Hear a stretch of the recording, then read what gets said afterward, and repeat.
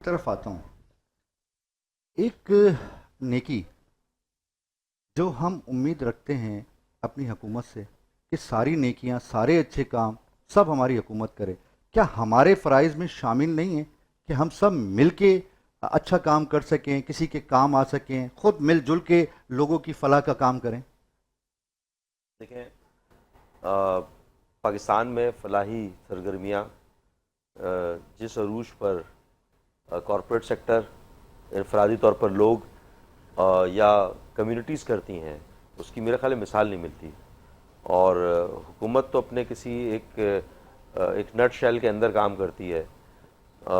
कराची को ही देख लें, कराची में आज मुख्तलिफ़ नामों से मुख्तलिफ़ समाजी तंजीमें जिस काम कर तरह रही हैं। हज़ारों नहीं लाखों लोगों को खाना खिलाने की बात हो या मुआवनत की बात हो, माली मुआवनत की, या आप 2005 में चले जाएं, कश्मीर का ज़लज़ला था, डिज़ास्टर लाइक सिचुएशन थी। जिस तरह पूरा पाकिस्तान बिलअमूम और बिलखसूस कराची के लोगों ने दामे दरमे सुख ने अपने उन भाइयों का साथ दिया। इसी तरह सिंध में जब फ्लड आया उसके तकरीबन 10 साल बाद जी। कराची के लोग तमाम तर रंजिशें, तमाम चीज़ें बालाए ताक रख कर खड़े हुए थे। और आज भी जब रमज़ान के दिनों में अगर आप देखें तो अगर किसी फॉरेनर का विज़िट होता है, मेरे साथ इत्तेफाक हुआ, 2-3 मरतबा डेलीगेशन आना हुआ और रमज़ानों में आया, तो वो उनको इंतहाई हैरत हुई। वो पूछने लगे कि इतने सारे सैकड़ों की तादाद में लोग जो बैठे हुए खा रहे हैं। हमने कहा कि भाई ये कोई ना कोई करवा रहा होगा, 4-5-6 दोस्त मिलकर करवा रहे होंगे, कोई फ्लैट की यूनियन करवा रही होगी, कोई मोहल्ला कमेटी करवा रही होगी, कोई एनजीओ करवा रही होगी, या कि कोई ऐसी अपने घर से हफ्ते में एक दिन लेकर निकल जाता होगा, सड़कों में बांटता होगा। तो उनको बड़ा ताज्जुब हुआ। जहाँ पर there is no free lunch का कॉन्सेप्ट है, वहाँ पर आप फ्री लंच के कॉन्सेप्ट को फ़रोग दे रहे होते हैं। एक तो ये सखावत है, ये इसका मुजाहरा भी होता है।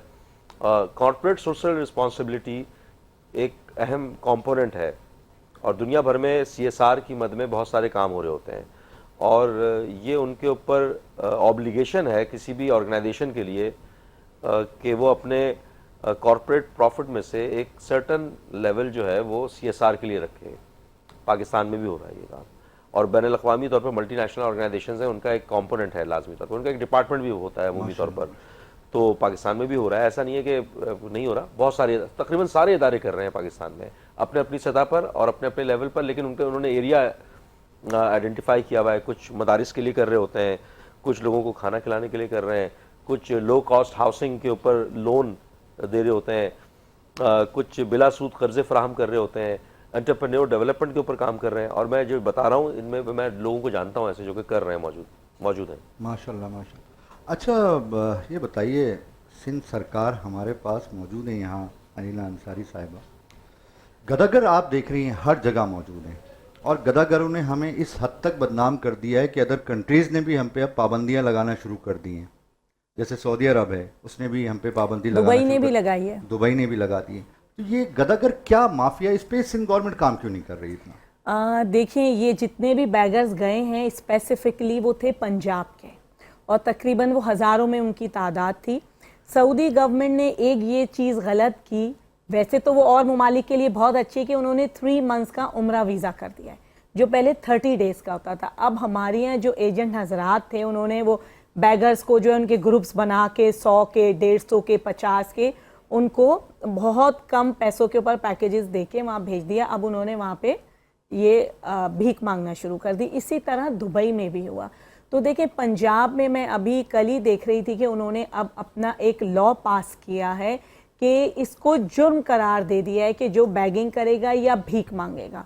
और इसी तरह जब हम रमज़ान में देखते हैं ख़ास तौर पे कि पंजाब से सब जगह, क्योंकि कराची जो है वो आपका मेन जो है वो पाकिस्तान की बैकबोन है, तो सब चारों तरफ से जो है वो बैगर्स आ रहे होते हैं।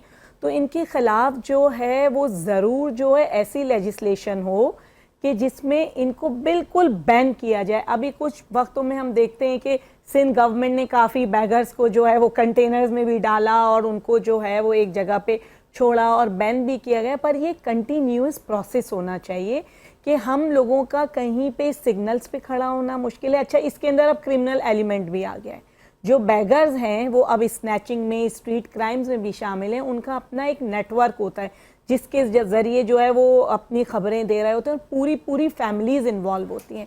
और ज़्यादातर जो मैंने देखा है वो पंजाब से जो है ना ज़्यादा ये लोग आ रहे होते हैं कि हमें ज़्यादा से ज़्यादा हम पैसे कमा सकें। पर इसके लिए जो है ना वो ज़रूरत है कि लेजिस्लेशन हो, वरना फिर जो है इनके खिलाफ इक़दामात हों कि ये रोड्स पे, सिग्नल्स पे, शॉपिंग मॉल्स पे इतना फ्रीली जो है वो बैगिंग ना करें।